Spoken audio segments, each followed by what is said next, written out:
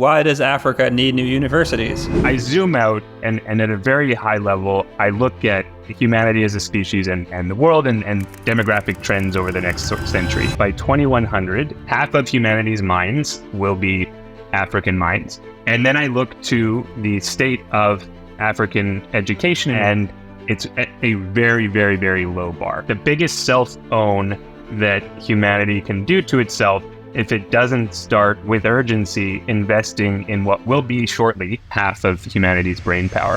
Current status quo curriculum around cities and urban related issues, it's way over-indexed on theory. These students are graduating, and oftentimes they lack the sort of basic technical skills needed to do the day-to-day job of an urban planner in a rapidly growing town or city. And so what we said, okay, if this is the status quo, we can really, really improve upon this by really focusing the curriculum at the diploma on building these technical skills demanded by the labor market. So you're back at CCI, thinking bigger picture, what do you want CCI to have accomplished by its 10th anniversary? One of the goals of charter cities in a lot of contexts is like, can you create self-sustainable systems of productivity, of economic growth that hopefully can have a positive mimetic influence on the broader country? When thinking about social change, identifying really what the underlying conditions that allowed certain outcomes to happen in certain places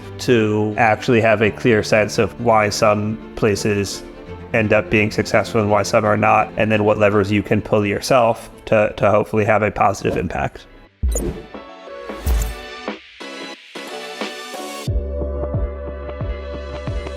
Hi, Kurtis. Welcome to the podcast. What is this? When I have had you on the podcast, I think I had a much better welcoming and intro than that, Mark. I'm a little offended at this point.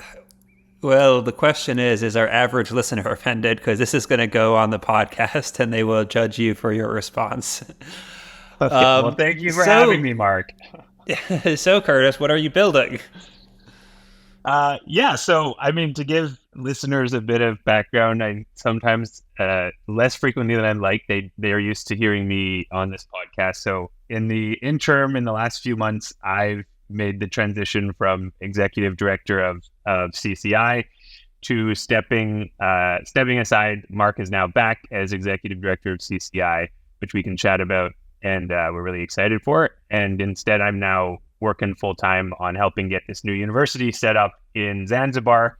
This new university is the African School of Economics Zanzibar, and it's going to be a really high-quality anchor tenant for one of CCI's flagship new city projects, Fumba Town, Zanzibar.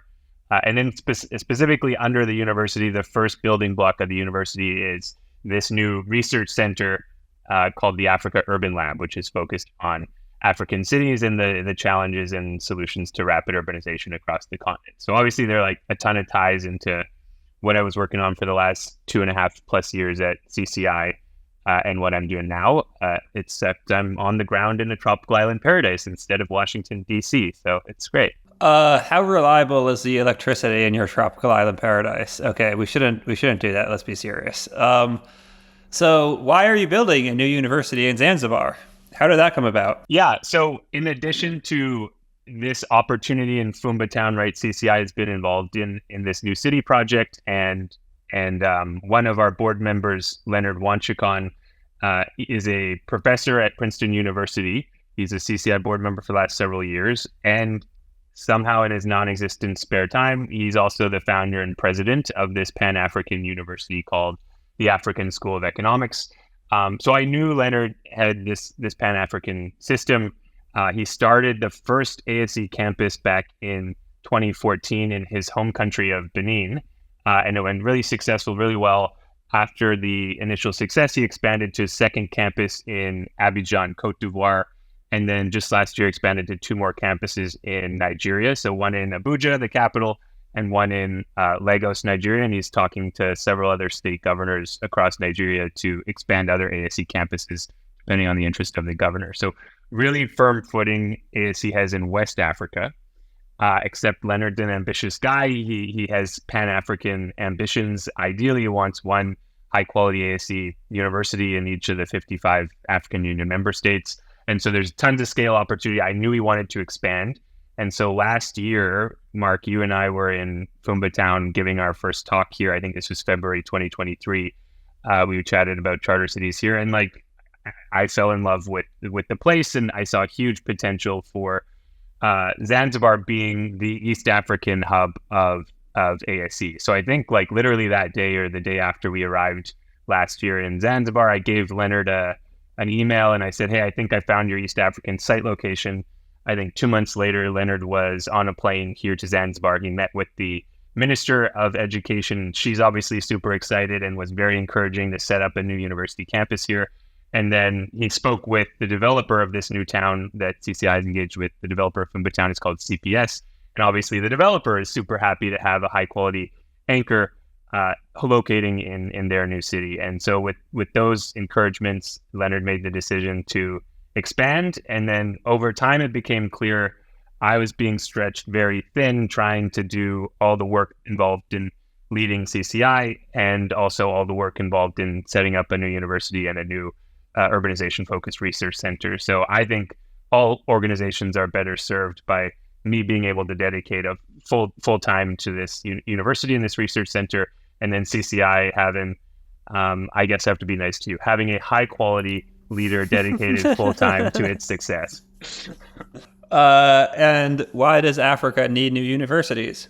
So yeah, this is a big also another reason that informed my decision that this was a low hanging fruit and a neglected area. So I zoom out and at a very high level, I look at humanity as a species and the world and demographic trends over the next century. And the glaring fact that strikes me when I do this exercise is that by 2100, half of human babies being born in 2100 will be African babies. Half of humanity's minds will be African minds. And then I look to the state of African education, and in particular African tertiary education, and it's at a very, very, very low bar. No kind of frontier research takes place on the continent. Most of, I should say, like the vast majority, 99.9, takes place elsewhere, and those ideas, some of them are imported from abroad. And I think we do a great. It's like the biggest self-own that humanity can do to itself if it doesn't start with urgency investing in what will be shortly, 75 years is not a long time, half of humanity's brain power. And so that's the big motivation at a high level.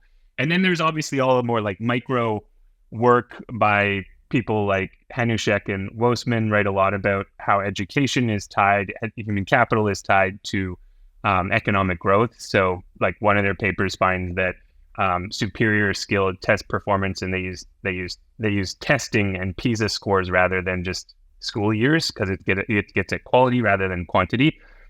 So a higher proportion of students and a higher proportion of a country's population that gets superior test scores results in about and is associated with an increase of 1.3 percentage points in annual economic growth per year. So we can get into the like nitty gritty details of education's connections with growth, but that's another spur. But really it's at a high level, this kind of broad demographic wave of Africa being the only region driving human population growth after 2040 or 2050.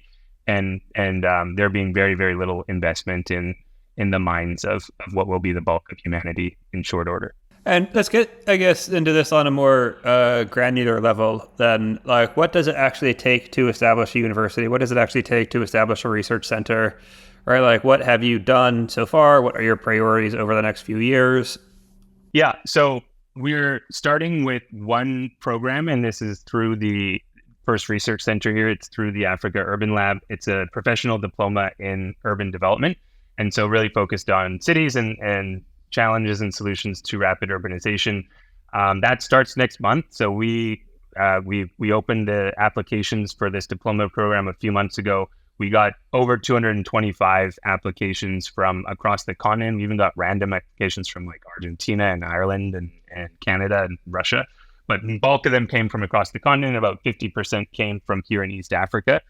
And I would say about 80% of those applicants were the type we wanted, which was kind of professionals, oftentimes civil servants working in planning or urban finance agencies, either at the local government level or at the national government level.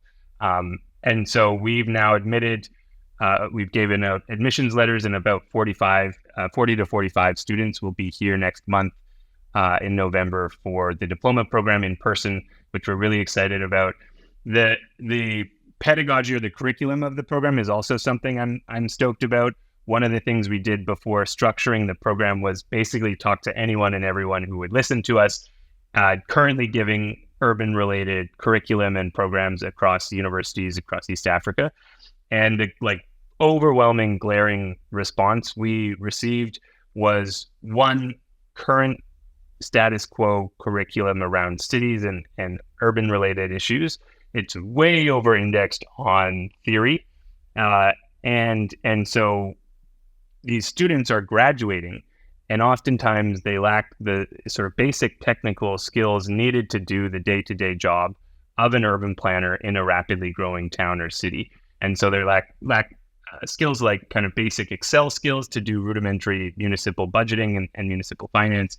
They lack kind of GIS mapping software. So GIS is used to proactively predict the urban growth path of these fast-growing towns and cities accurately and reliably.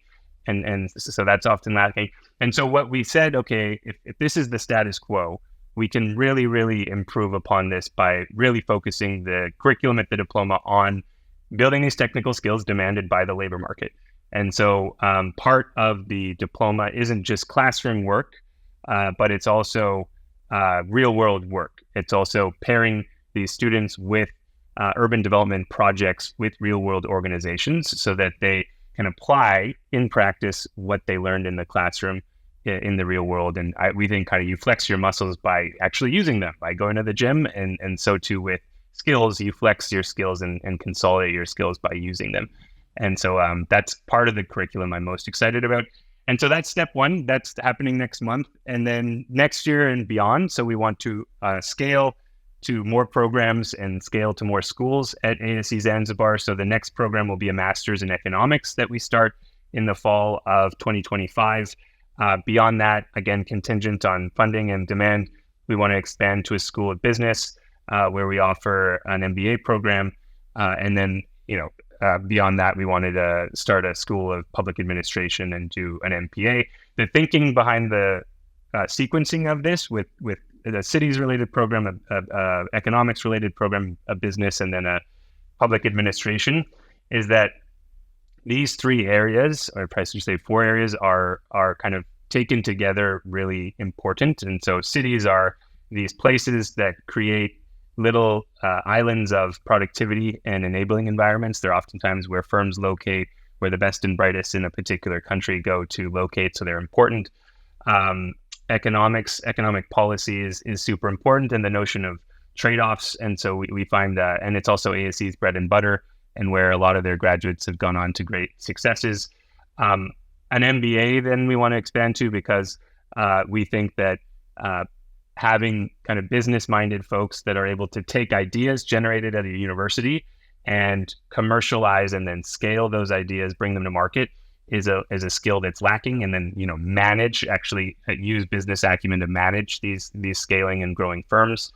And then lastly, a school of public administration, because we think that even if you have the ideas coming out of the university and the business people to take those ideas and scale them and commercialize them, if those ideas and those business people are entering into a policy environment that's totally not conducive to their firms operating and those ideas scaling, then all is for naught. And so you do need some sane kind of government officials and skilled government officials to create a policy environment for this to happen. So that's the rationale behind first the cities and then the scaling to other programs across ASE Zanzibar. And what is the theory for social change for ASE Zanzibar?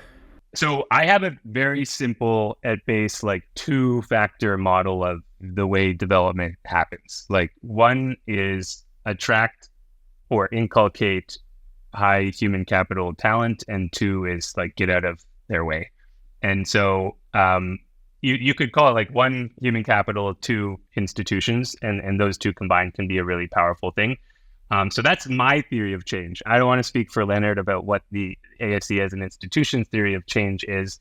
I can guess at it, but that's my theory of change of how development happens. And obviously, universities are a great place to churn out high human capital talent, and in particular in Africa. As I stated at the beginning of this podcast, I think the status quo for the quality of universities across the continent is sorely lacking, and so ASC can enter as this much better place to train up the minds of Africa's future and humanity's future. You can sell it better than that. Elite talent networks, blah blah blah. Come on.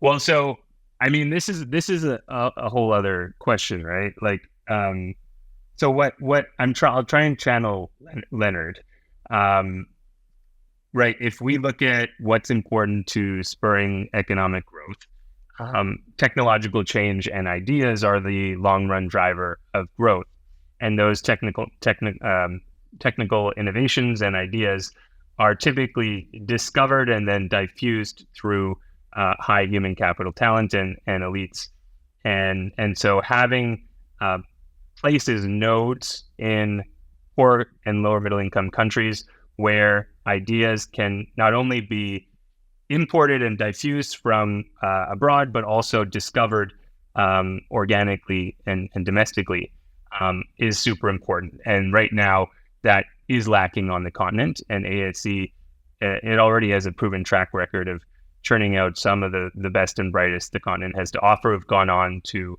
R1 universities and PhD programs. We're talking Harvard and Princeton and New York University and others, and they've gone on to tenure track jobs at Dartmouth and NYU. But not only that, there are also like non-nerds that go into the private sector and industry and top international policymaking orgs like the World Bank, IMF. They're advising presidents and prime ministers. And so having ASC as the place where frontier ideas are being imbued and inculcated in the minds of future policymakers, future business operators, and future top tier researchers is super important. And that's what ASC stands for. Cool. And why Zanzibar? What convinced you in your first day that it was the right place for an ASC campus? So, I mean, this is a pretty short answer. It's a guy named Daniel Yu, where Mark, you and I got a random email one time, and he had just chosen to relocate a small unit of his fast-growing company, Wasoko, to Zanzibar. And he kind of just like went over the rationale for the reasons in favor of Zanzibar and why he sees it as huge potential. And I agree with most of these. So there are several. Like, one is Zanzibar is already a sort of semi-autonomous unit, and so it can already do some interesting things and experiment with different policies relatively easily. It's got its own president and prime minister here, and it's a relatively small island, so it's 1.8 million people. So those political leaders, the president and cabinet ministers, are much easier to get a hold of and oftentimes more proactive in looking for opportunities like firms coming here or high quality universities than a country like Tanzanian mainland has like 55, 60 million people. It's much tougher to get the time of the political leadership. So that's number two. Number three is this is kind of less for the university, and this was more for CCI's initial involvement, but Fumba Town, the new city that ASC Zanzibar is going to locate in, is located in a special economic zone. And so that already gives it an ability to introduce and implement a more favorable business environment that can attract firms and other organizations because things, in theory, should be more streamlined. And then its location right on the outskirts of Stone Town, which is the capital of Zanzibar, is really strategic because Stone Town is growing at 4% per year. That means its population is going to double in size in the next 17 years. And Stone Town proper a lot of it is like a UNESCO heritage site where it's really tough to build housing to accommodate this wave of 800,000 people being added in the next 15 years. And so you do need to pick strategic locations on the urban periphery. And Fumba Town is like right in the growth path of this wave of population growth.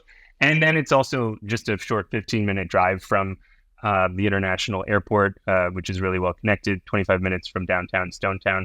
And so the location is great. And then, like I already said, Leonard, we got the support of the Minister of Education and the developer here to help out with the physical building of the campus. So obviously that's great. But I mean, the last, and I think most important point is it's Zanzibar, right? It's like well known. It's got this great international brand as a great destination. It's a tropical island paradise, and people actually want to be here. And I've experienced the benefits of that already. It was like shockingly easy to get some world-class lecturers to commit a few weeks of their time to come and teach. And then it's also been shockingly easy to get some amazing researchers and professors to fly in and give public talks and lectures. So we're already, Alain Berthaud, who's a great urban researcher from NYU, and I think now at Mercatus Center, is flying in next month to give the first public talk lecture series. We have Jim Robinson, the now newly minted Nobel Prize laureate, coming to speak at a conference we're hosting at ASC Zanzibar next year. And so I do think, sure, they care and they do these things regardless, but I do think, Zanzibar as a location makes it a much easier yes than it otherwise would be. So yeah, those are some of the reasons why Zanzibar is a great location. Cool. What other questions did I not ask you? Should I ask you about ASE? I mean, so I think just maybe a little bit more on the Africa Urban Lab, because we talked about the university, but the first kind of building block, as I said, of the university is starting with this urbanization focused lab. So maybe just a little bit on the Africa Urban Lab. So its whole vision, and obviously this ties into CCI's work, is we want to conduct frontier urban research, and then more importantly, we want to actually translate that research into policy action by helping train up the African city builders, urban planners, municipal leaders of tomorrow to harness rapid urbanization occurring across the continent for human prosperity. And I think, Mark, you can attest to this, and I can attest to this as part of CCI's work. One of the big barriers that I think we hit up against repeatedly is sort of talent and skills at the local level. I think if you give the legal empowerment to cities that CCI advocates for, even if you empower these cities fiscally with resources to potentially build roads and install water and sanitation, if you don't have the skills kind of technically to build and manage these municipal organizations, then that legal empowerment and that fiscal empowerment is kind of all for naught. And so we do need some base level of skills and human capital at the local level. And this is really one thing that the Africa Urban Lab wants to address. And, we've gone over this, why cities historically have been the places where economic growth happens, where magical human transformation happens across social, cultural, and technological innovations.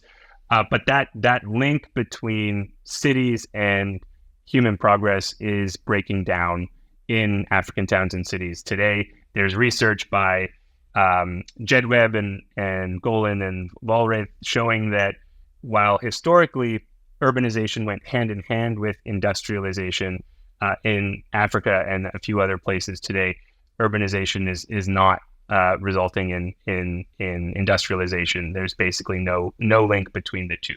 And that's a huge challenge because, as I said, African towns and cities are adding almost 1 billion people to their ranks over the next less than 3 decades to 2050. And if those masses of humans don't have adequate jobs to be employed in and be deriving a livelihood from, then that obviously spells challenges for things like political stability and could lead to social unrest and a bunch of other bad things. So these cities, they really need to be equipped to be engines for growth rather than sort of places where industrialization is not spurred and you've got a bunch of unemployed youth wandering around. Cool. Okay, can I get to ask some questions, right? Sure, let's do it. So you're back at CCI. thinking bigger picture, what do you want CCI to have accomplished by its 10th anniversary? Projects. I think we are starting to see some kind of green shoots in the last month or two, have had some inbounds that appear as though they could be relatively serious. And so, I mean, I think what we have done is like build a, let's call it like model for rapid urbanization and economic growth, as well as to some extent a light model for like innovation in some areas. And that model has not really been deployed. Like historically, it's been deployed in a handful of places that we weren't really involved with. And then obviously you have Honduras having charter cities legislation. However, currently it appears as though those projects are under a lot of pressure from the government. And so I think what like the goal of CCI was always to not just talk about ideas, but make change actually happen. And I think what we've kind of gotten an increasing sense of is, not just to like what this idea set looks like, but what this implementation process is. So one concrete example from that is I spent the last 2.5 years when you were running CCI. I was spent focusing on a project in the Caribbean that unfortunately did not go as quickly as I would have liked. Still might happen at some point, but there were a lot of lessons to be learned from it in terms of like how to negotiate with government counterparties, with private sector landowners, with capital, how to like structure a charter city project kind of more mechanically, right? Just not in terms of this is what the ideas are, this is what like idea legislation looks like, but actually like the nitty-gritty mechanics of it's basically this kind of like large multi-stakeholder engagement and how you engage all the stakeholders, how you think about these kind of intermediate steps. And that's already kind of paid dividends, those learning experiences in terms of how we approach the kind of modernization of the special economic zone in Zanzibar.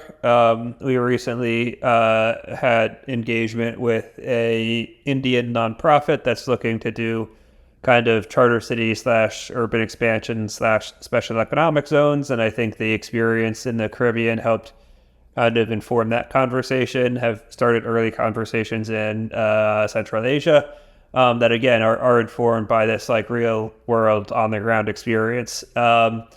So over the 10th anniversary of the next 3 years, what we want to see is like legislation being passed, zones, boundaries being drawn, people relocating to zones, businesses relocating to zones, to cities, right? This process scaling up, projects. And you talked about kind of experience and learning from the project you were working on over the last 2 years.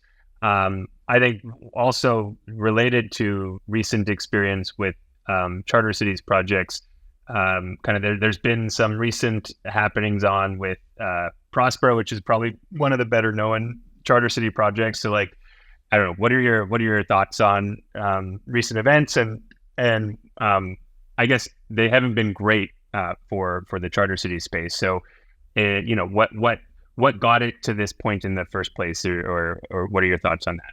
Yeah, so I mean, I guess just for kind of background and context, right? Honduras passed the original charter cities legislation was, I believe, in 2011, right? Maybe it was 2010. There was a constitutional crisis, a coup, where the president of Honduras was put on a plane by the military and shipped to Costa Rica. Now, military putting president on plane, bad. At the same time, the president was trying to run for a second term. That was unconstitutional. The Congress, which was his party, had turned on him. The Supreme Court had also turned on him. So if you have somebody that's trying to abrogate kind of significant institutions in a very substantial way, right? Like, how do you deal with him? So, like, right, I'm not Honduran. This is kind of external viewpoint, but it was, whatever you want to call it, it was a major constitutional crisis. And so you had So this like new, a question of legitimacy, basically. yeah, major question of legitimacy. And the kind of right-wing party stepped in after this constitutional crisis. And their experience over the previous decade has been like, okay, we get like market-oriented reforms, and then we get voted out of office, and then those reforms are reversed. And so they wanted to figure out a way to create more durable economic reforms. And they saw Paul Romer's Charter Cities TED Talk, and we're like, okay, this is like along the lines of what we're thinking. And at least when I spoke with the Hondurans, right, they kind of viewed Paul as like a figurehead, not as the idea progenitor. Paul might have had different perception. Paul gets involved. The Supreme Court rules it unconstitutional. Paul leaves because there were some issues with the Transparency Committee. In 2013, they pass a similar law that addresses the constitutional issues. And after that, everything is kind of quiet until I think 2020 when Prospera launches. I think they might have incorporated in 2017, but their public launch was 2020. And all of that time, it remained the National Party, the right-wing party, remained in power. And so Prospera launched, and they're located in Roatan, which already has, it was a British colony. They speak, many people on Roatan speak English. So there's a bit of a cultural boundary between like Roatan and the rest of Honduras. Then two is Prospera. A lot of Prospera's marketing focused on kind of digital ads like American expats. It didn't feel like something that was really grounded in the Honduran experience. And so I think that caused a lot of perhaps like polarized people on the left, as well as just the fact that like many countries in Latin America, the right wing are kind of, I don't know, some people will probably yell at me for this, but the right wing are like proto-fascist and the left wing are like literal communists. And so, right, within the US at least, the US left tends to be like center left, and the US right, at least historically, it tended to be like a kind of center right moderate. But in Latin America, the electoral swings are much wider. And so when the left-wing party was elected, what was it, 2022? Yeah. Late 2022. They one of their primary election campaign issues was the Zetas, the charter cities, and they took a very aggressive posture against Prospera and the other Zetas. And like Prospera responded by filing a lawsuit in international court that's currently working its way through the judicial system or the relevant arbitration system for $11 billion. And then more recently, the Honduran Supreme Court ruled the legislation and enabling Prospera and other Zetas as unconstitutional. And that was only like a partial ruling of like a subset of the Supreme Court, and the full ruling is supposed to come out any day now. But I think that makes things very difficult. So I think what are the lessons learned? Like general lessons learned are like political risk is always a factor, right? When you speak with any investor, that political risk is going to be the first thing they ask, and that is a very valid question. Two is, I think political risk is higher in jurisdictions that have far left and far right swings. Right? If you've got a jurisdiction where both the relevant political parties are more populist, or where there's kind of a more agreed upon general economic strategy, that would be more stable than something where there's far left and far right swings. I think a third is you want to integrate with the local economy as much as possible, right? I think Prospera could have done a better job of this, and I think they're trying to improve, but it felt like Prospera was a little bit of an island on an island in Roatan, where it took them time, right? They did have, I think, relatively good relations with some of the neighboring villages. But like, if you think about what the dominant economic sectors in Honduras are, like it's maquilas, it's manufacturing, textiles. And that one doesn't exist on Roatan. Roatan is primarily kind of tourism driven. And so, if you want to be really integrated as part of like advancing a country's objectives, This means you should figure out how to get local investors, either directly in the operating company or building factories. It means you want to be integrated in the local community. Figuring out how to create jobs, be competitive on the relevant margins. Ciudad Morazan, for example, another zede in Honduras, right? They were located outside of Cholomba, which is near San Pedro Sula, the commercial capital, and kind of was basically is a kind of integrated into local and regional supply chains that I think allows them to scale very effectively if there wasn't this government pressure. In terms of selecting a location, one that has a relatively stable government, not left-right swings, you want to figure out how to integrate effectively in the local population. Those are probably the main lessons. You want the branding to be focused, I think, local first, not international. And it is pretty sad to see what's happening, because a lot of jobs, a lot of excitement, a lot of capital might go down the drain, and I think this really put Honduras on the map in a way it otherwise wasn't. You had very high-profile people coming to visit Honduras, being excited about this project, and this could be very negative for investment in Honduras, for job creation in Honduras, in a way that really condemns a continued stagnation in a way that I think is very unfortunate in a kind of low-income country that should be doing everything they can to create jobs, to create wealth, to help kind of lift their residents out of poverty. That's interesting, because one of the things you mentioned that struck a thought was the Prospera is on Roatan in Honduras is like an island on an island, and I've always thought this is to me one of the big benefits of here in Zanzibar, and I say that because I look at other times of industrial takeoff, like the Magi Restoration, 1868 in Japan. Me and you were chatting about this the other day, and other than in Nagasaki was the one city where the Portuguese and then the Dutch were able to operate and trade.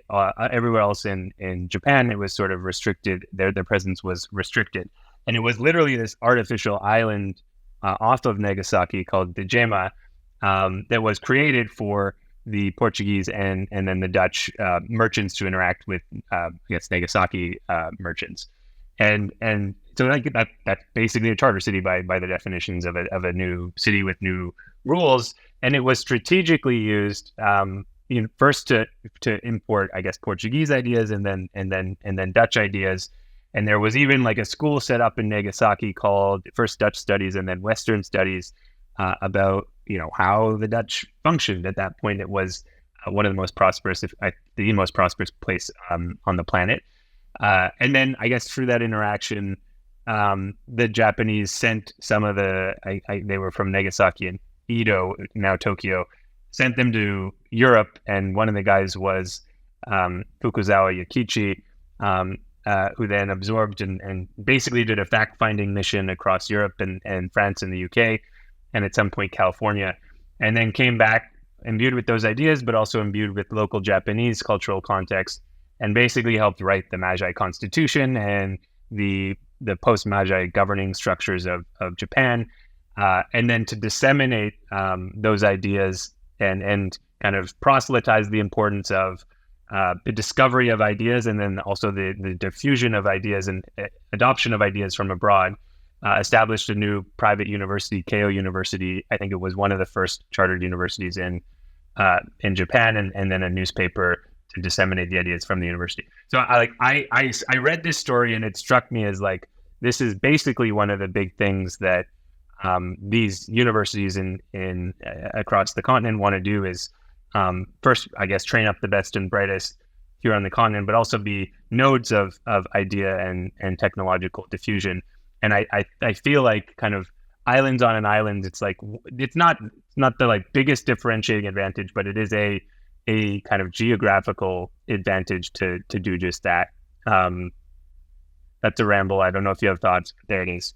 Like the Meiji Restoration is obviously fascinating, but it's unclear to, like, I guess maybe I'm drawing different lessons from it than you. Um, because there, right, you had what was a very closed society that had a very restricted interaction with foreigners. Two, you had much higher social distance than almost any society does today, right? Where how many Japanese people actually spoke Dutch, right? Like five. How many Hondurans speak English? 100,000, 500,000.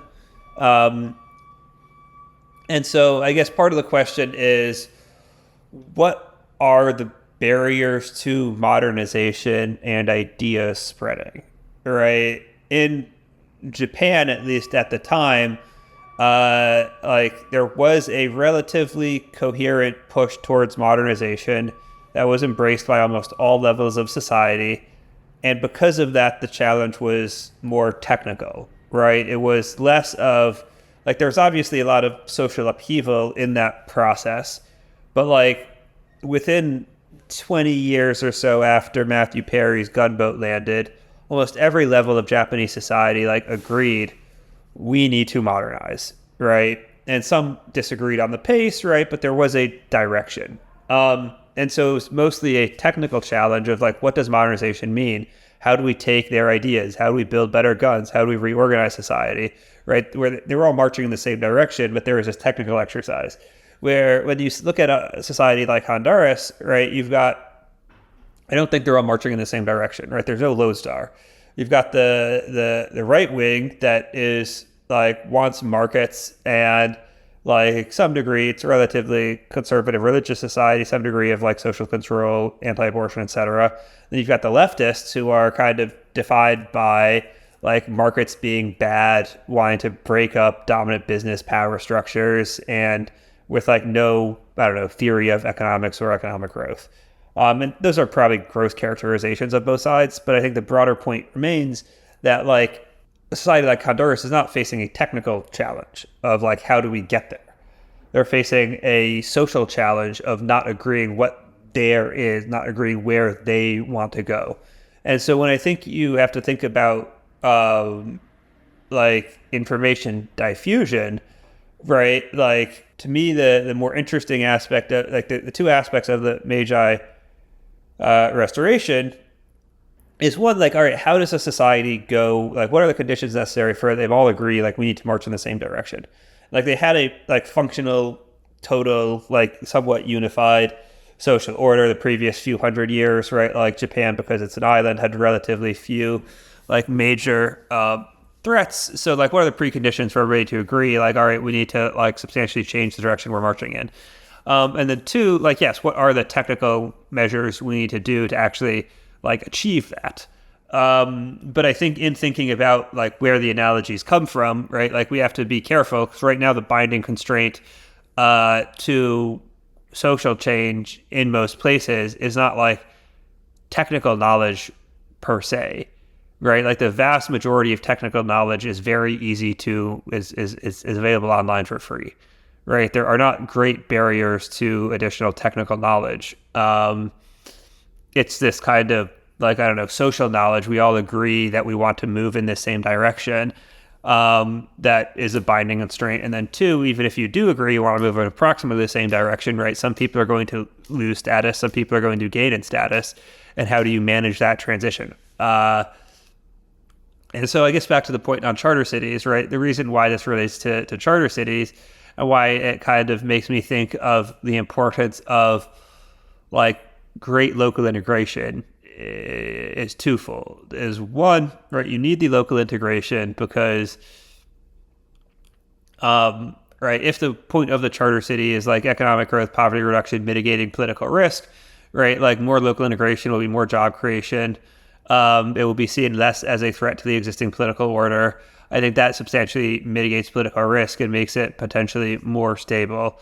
Two is if we think about the purpose of the charter city as like broader social change in terms of setting the stage, not just for sustained economic growth in the city itself, but within the broader region, within the broader country, right? Like, I see that as a better model than maybe the Meiji Restoration model, where the Meiji Restoration model is really one of elite transfer. It's a society agreeing we need to march in this direction, and then there needing to be like substantial elite transfer, so the elites can say, all right, here are the technical things we need to do to achieve that, versus, let's call it like, I don't know, more democratic knowledge transfer, where you need to like less of we agree we need to march in this direction, and more of like, here are skills that make you a little bit more productive, that make your kids a little bit more productive, that allow you to start scaling up the value chain, that allow society to kind of build out these muscles for, right? Like if you are primarily agrarian society, it allows you to build out the muscles for, right, I don't know, cacao processing, or some early stage resource processing that gets you started on that industrial value chain that allows you to go up. And this kind of, right, like, I don't know, more of a, like, less of a kind of top-down modernization process like the Meiji Restoration was, and more of this kind of like social modernization process by people just like doing the thing, that I see as important for most instances for charter cities. That's interesting, because there's a few things there. So one of the things I feel like I heard is it's a bit unique in a place like Japan, and I guess you could argue for China too, like, and broadly the East Asian miracle countries. It's like, yes, those places were, once the elite agreed, able to grow faster than any other place in human history, because the elites had decided. And then importantly, to I think what your point's getting at, the country was pretty kind of homogenous socially. So once the elites decided what their decision was, kind of was much easier to sort of diffuse and get agreed upon and spur consensus amongst the entire society, such that the whole place was united behind this new vision. And like you could argue that happened in Meiji Restoration, that happened in China post 1978, although that's probably too simple in China, given like how big it was, and there was the conservatives and the reformers. But yeah, like so Korea, same thing. Taiwan, arguably, and Hong Kong and Singapore. Whereas in a place like Honduras, or like especially Africa, there's a bit more fragmentation. In Honduras, I think it's more, and broadly Latin America, it's more ideological fragmentation, to your point of like these polarized ideas, like half of society is kind of for the right and half of the society is literal communists. And in Africa, it is, these states were, the borders of these states were artificially drawn such that not much attention was paid to different social groups in different countries. So you have, brothers separated by this random border in two different countries, and then you have blood enemies because of these random borders in the same country, and that's probably caused a bit of fractiousness for getting behind a new vision that an elite sets. Am I characterizing what you just said like adequately and accurately? It's also important to characterize like what elites mean in context, right? Like it wasn't in Japan for the Meiji Restoration, it wasn't like 5 people, right? This was the samurai, for example, was a like semi-noble class, which I think they outnumbered like French noblemen. There were 3 samurai, like 3 times more samurai than there were French noblemen on the eve of the French Revolution. So this was not a like light transition by any means, right? They basically disempowered the samurai, which were a non-trivial part of the population, as well as a warrior class. So how do you disempower the warrior class that has the means to resort to violence in a way that's largely non-violent, and reorganize your society around that? So it wasn't just like you need to convince 10 people, 100 people, 1,000 people. It was a very substantive like social reorganization. But it was one in which it feels more top down in the sense that everybody agreed on the need for the social reorganization, and that the learning was primarily like elite learning versus the primary challenge being just like like with or at least one of the goals of charter cities in a lot of contexts is like, can you create self-sustainable systems of productivity, of economic growth that hopefully can have a positive mimetic influence on the broader country, right? And so those are kind of two different things. And just like, I think it's very important to, when thinking about social change, identifying really specifically like what the causal mechanisms are, what the underlying conditions that allowed certain outcomes to happen in certain places, to actually have a clear sense of why some places end up being successful and why some are not, and then what levers you can pull yourself to hopefully have a positive impact. Yeah, I guess I'm pushing back.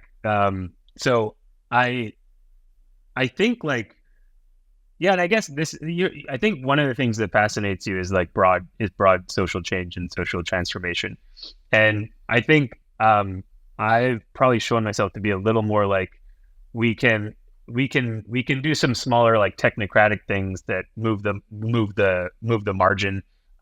We don't always have to be going after like broad based social transformation. And like one of the success stories that I'm like fascinated with right now and talking to a lot of people about and reading about is the story of the AERC, the African Economic Research Consortium.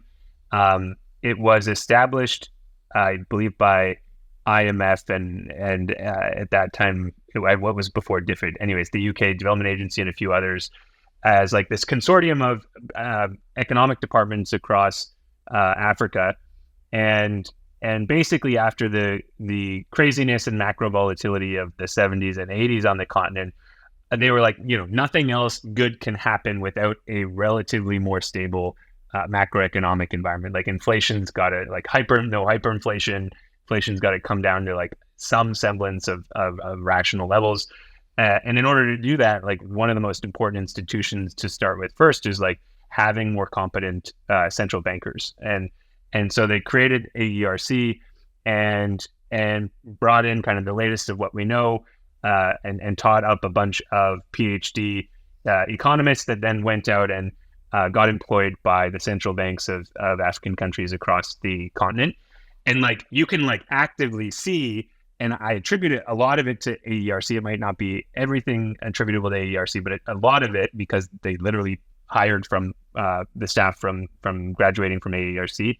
You literally see after its establishment much lower levels of macro volatility, which I think was in large part responsible for the much higher growth rates we saw across Africa in the sort of late 90s, or especially post 2000 to like 2015 or so.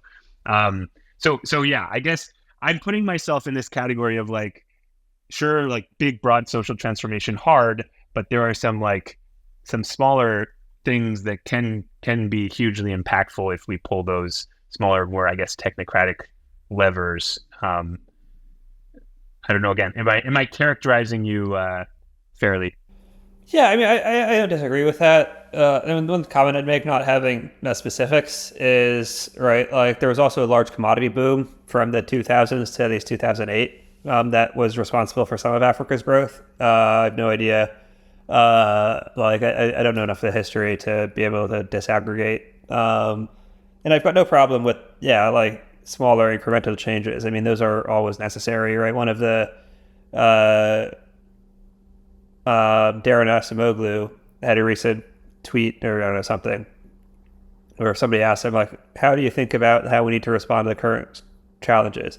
And his response was, "We need to strengthen institutions." And to me, like, that is a very dumb response.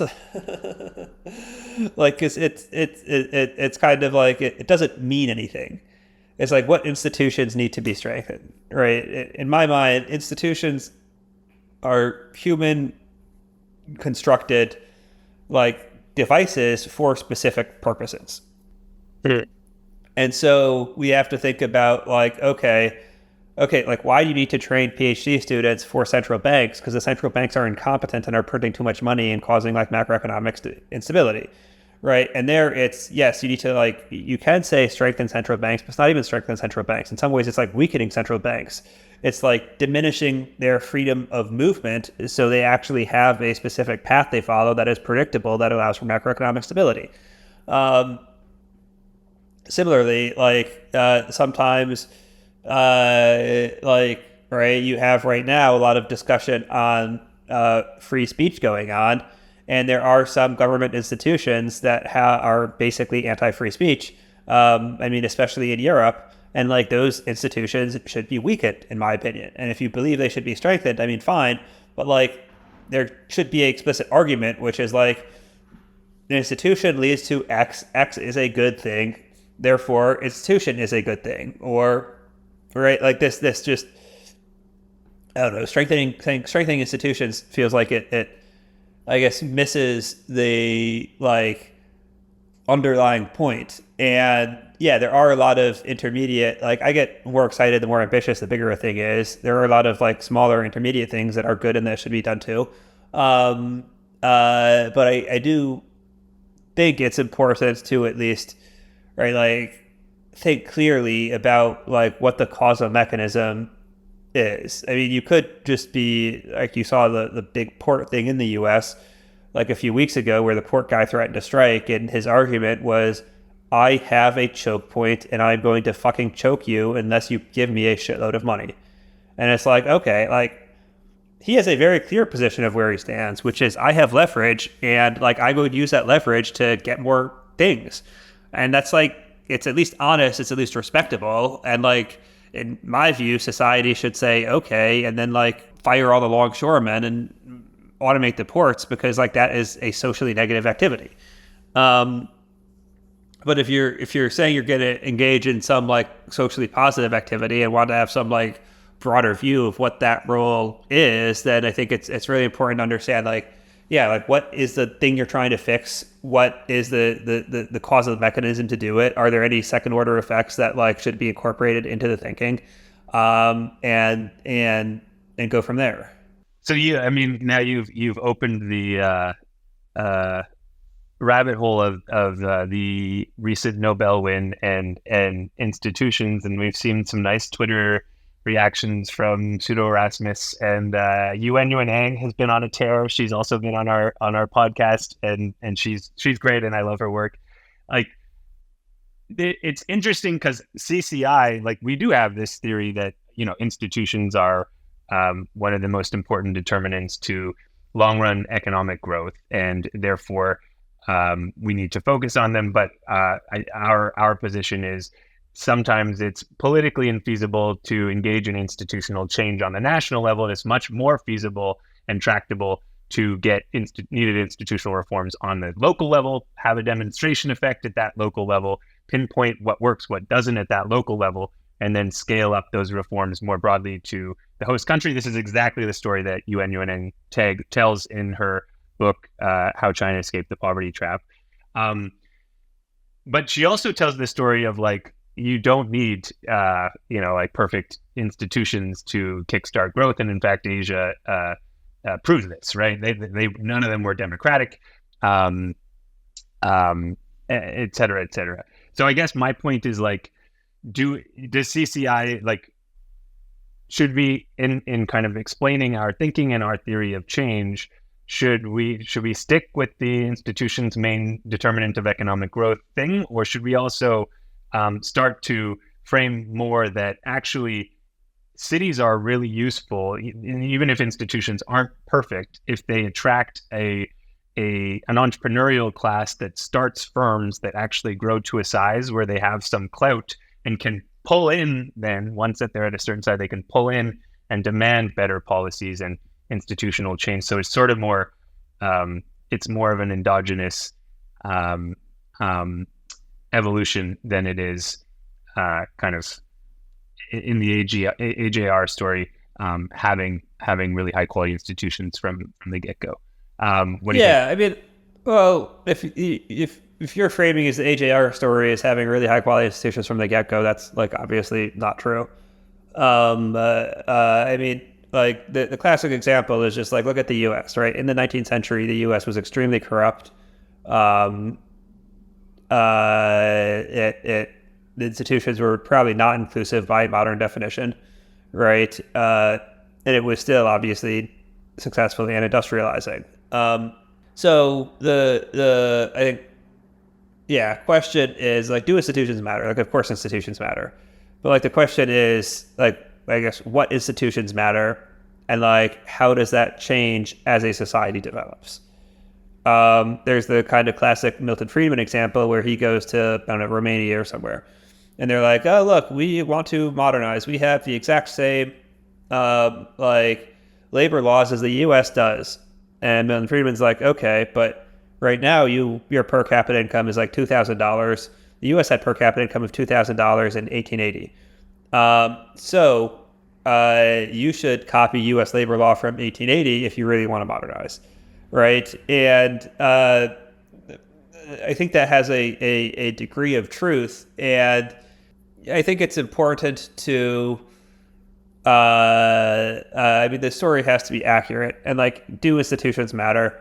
And then two, I think it also depends on like what is going to be the primary driver of development. Like, what is the lever that you're trying to pull? So if you look at China, for example, like even in Shenzhen, most of the investment for the first 7 years is basically all from Hong Kong. Like over 90% of capital was from Hong Kong.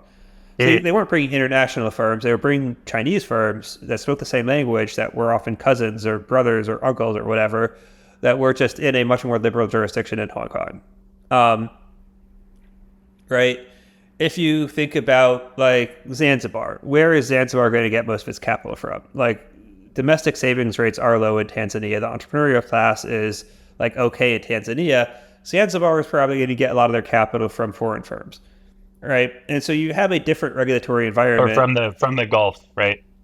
Gulf, maybe Europe, maybe China. Like, I mean, I don't know the specifics exactly, but right, like, it's not going to be domestic, and it's not going to be like, there's going to be some degree of social distance between the capital source and the recipient. Similarly, you can look at, right, like Dubai International Financial Center, right? They're creating a financial center, and capital has very low costs of moving, right? Like from going from one financial center to the next, the exit cost is very low. So they needed to start off with a very high level of legal credibility and baseline in the DIFC compared to what you might want to do if you were a, right, like interior city in China in 1888 that was starting to liberalize. And so I think you have to think very carefully about what is the problem that you're trying to solve, and how does governance or institutions help solve that problem.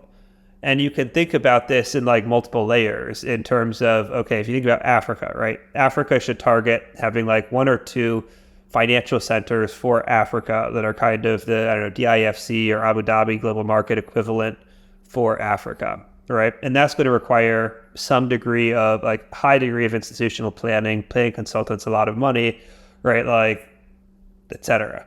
Then you're going to want probably a much larger number of like large zones that are kind of following China's model, where these are very large areas and rapidly urbanizing regions that have a high degree of regulatory autonomy and start off from a very low base and very low amount of specificity, but as they grow, as they attract capital over time, like, they become more sophisticated.